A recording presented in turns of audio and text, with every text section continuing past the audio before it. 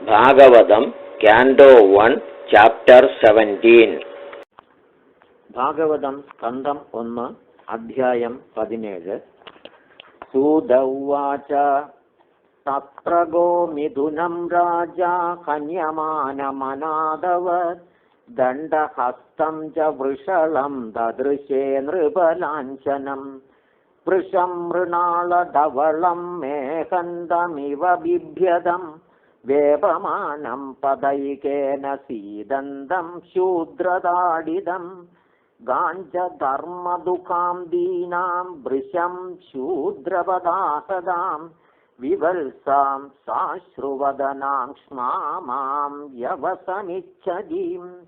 പപ്രച്ഛരതമാരൂഢകാർത്തസ്വരപരിച്ഛദം മേഘഗംഭീരയാ വാചാ സമാരോപിതകാർമുകഃ തസ്ത്വം മച്ഛരണേ ലോകേ ബലാദ്ധംസ്യ ബലാൻ ബലി നരദേവോസ്തി വേഷേണ നടവത് കർമ്മണാദ്വിജഃ തസ്ത്വം കൃഷ്ണേ ഗതേ ദൂരം സഭഗാൻ ദീവധന്വനാ ശോച്യോസ്യ ശോച്യാൻ രഹസി പ്രഹരൻ വധമർഹസി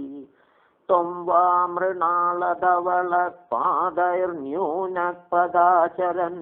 വൃഷരൂപേണ കിം കച്ചിദ്ദേവോ ന പരിഖേദയൻ ന ജാതു പൗരവേന്ദ്രാണാം ദോർദണ്ഡപരിരംഭിതേ ഭൂതലേനു പതന്ത്യസ്മിൻ വിനാദേ പ്രാണിനാം ശുചഃ മാ സൗരഭേയാനുശുചോ വ്യേതുതേ വൃഷളാദ്ഭയം മാരോദീരംഭഭദ്രം തേ ഖലാനാം മയി ശാസ്തരി യസ്യ രാഷ്ട്രേ പ്രജാ സർവാസ്ത്രസ്യന്തേ സാധ്വ്യസാധുഭിഃ തസ്യ മത്തസ്യ നശ്യന്തി കീർത്തിരായുർഭഗോ ഗതിഃ യേഷ രാജ്ഞാം പരോ ധർമ്മോ ഹ്യാർത്താനാമാർത്തിനിഗ്രഹഃ അത ഏനം വധിഷ്യാമി ഭൂതദ്രുഹമസതമം കോ വൃശ്ചത്തവ പാദാം സ്ത്രീൻ സൗരഭേയ ച ദുഷ്പദ മാ ഭൂവം ത്വാദൃശാ രാഷ്ട്രേ രാജ്ഞാം കൃഷ്ണാനുവർത്തിനാം ആഖ്യാഹി വൃഷഭദ്രം വസ്സാധൂനാമധൃതാഗസാം ആത്മവൈരൂപ്യകർത്താരം പാർത്ഥാനാം കീർത്തിദൂഷണം ജനേനാഗസ്യകം യുഞ്ജൻ സർവദോസ്യ ച മദ്ഭയം സാധൂനാം ഭദ്രമേവ സ്യാദ സാധുദമനേ കൃതേ അനാഗസ്വിക ഭൂതേഷു യ ആഗസ്കൃന്നിരങ്കുശഃ ആഹാർത്താസ്മി ഭുജം സാക്ഷാദമർത്യസ്യാഭിസാംഗതം രാജ്ഞോ ഹി പരമോ ധർമ്മ സ്വധർമ്മസ്ഥാനുപാലനം ശാസ്ത്രതോന്യാൻ യഥാ ശാസ്ത്രമനാപദ്യുത്പദാനിഹ ധർമ്മ ഉവാച യേതദ്വഃപാണ്ഡവേയാനാം യുക്തമാർത്താഭയം വചഃ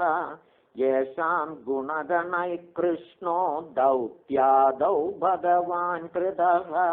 ന വയം ക്ലേശബീജാനി യദസ്യുഃ പുരുഷർഷഭ പുരുഷം തം വിജാനീമോ വാക്യഭേദവിമോഹിതാഃ കേചിദ്വികൽപവസനാ ആഹുരാത്മാനമാത്മനഃ ദൈവമന്യേ പരേ കർമ്മ സ്വഭാവമപരേ പ്രഭും അപ്രതർക്യാദനിർദ്ദേശ്യാദിതികേഷ്വപി നിശ്ചയഃ അത്രാനുരൂപം രാജർഷേ വിമൃശസ്വമനീഷയ സൂത ഉവാച ഏവം ധർമ്മേ പ്രവദതി സസമ്രാഡ്വിജസതമാ സമാഹിതേന മനസാ വിഖേദഃ പര്യചഷ്ടദം ധർമ്മം ബ്രവീഷി ധർമ്മജ്ഞ ധർമ്മോസി വൃഷരൂപധൃക് യദധർമ്മകൃതസ്ഥാനം സൂചകസ്യാപി തദ്ഭവേത് अथवा देवमायाया नूनं गतिरगोचरा चेदसो वचसश्चाभिभूतानामिति निश्चयः तपःशौचं दया सत्यमिति पादा कृते कृताः अधर्मांशैस्त्रयो भग्ना स्मयसङ्गमदैस्तव इदानीं धर्मपादस्ते सत्यं निर्वर्तयेद्यतः तं जिक्रुक्षत्यधर्मोऽयमनृतेनैधिदः कलिः इयं च भूर्भगवता न्यासितोरुभरा सदी श्रीमद्भिस्तत्पदन्यासैः सर्वदा कृतकौतुका शोचत्यश्रुकला साध्वी दुर्भगे वोच्छिताधुना अब्रह्मण्या नृपव्याजा शूद्रा भोक्ष्यन्ति मामिति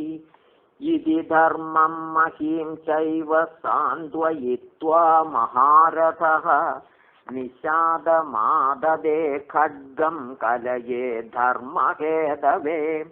तं जिकांसुमभिप्रेत्य विहाय नृपलाञ्छनं तत्पादमूलं शिरसा समगाद्भयविह्वलः पतितं पादयोर्वीक्ष्य कृपया दीनवत्सलः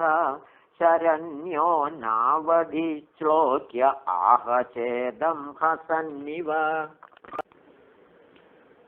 राजोवाच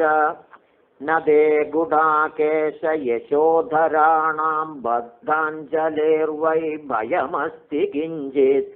न वर्तितव्यं भवता कथञ्चन क्षेत्रे मदीये त्वमधर्मबन्धुः त्वां वर्तमानं नरदेवदेहेष्वनुप्रवृत्तोऽयमधर्मपूगः लोभो नृतं चौर्यमनार्यमंहो ज्येष्ठा जमाया कलहश्च दम्भः न वर्तितव्यं तदधर्मबन्धो धर्मेण सत्येन च वर्तितव्ये ब्रह्मवर्ते यत्र यजन्ति यज्ञैर्यज्ञेश्वरं यज्ञविधानविज्ञाः यस्मिन् हरिर्भगवानिज्यमान इज्यामूर्तिर्यजदां शन्तनोति कामानमोहान् स्थिरजङ्गमानामन्तर्बहिर्वायुरिवैष आत्मा सूत उवाच परीक्षितैवमाधिष्ठः सकलिर्जातवे वधूः तमुद्यदासि माहेदं दण्डपाणिमिवोद्यतम् कलिरुवाच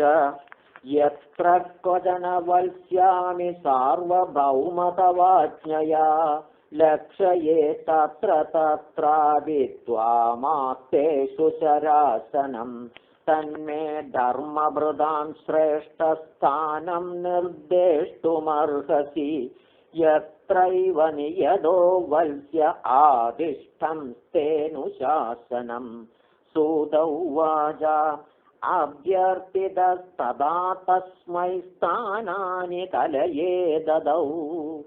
द्यूतं पानं स्त्रियः सूना यत्राधर्मश्च दुर्विधः पुनश्च याजमानाय जातरूपमदात् प्रभुः ततो नृतं मदं कामं रजो वैरं च पञ्चमम्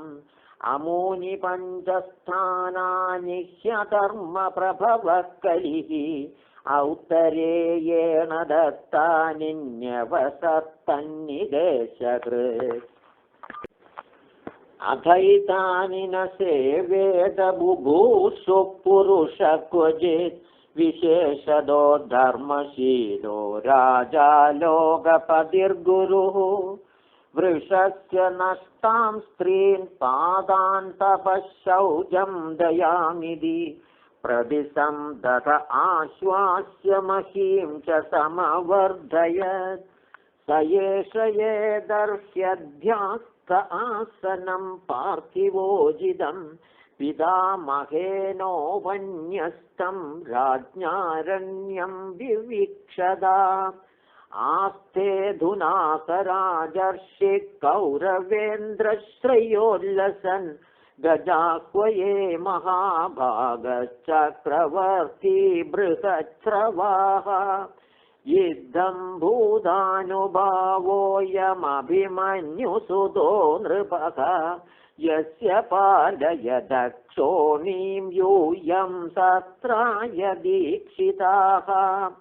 इति श्रीमद्भागवते महापुराणे प्रथमस्कन्धे कलिनिग्रहो नाम 17 अध्यायः।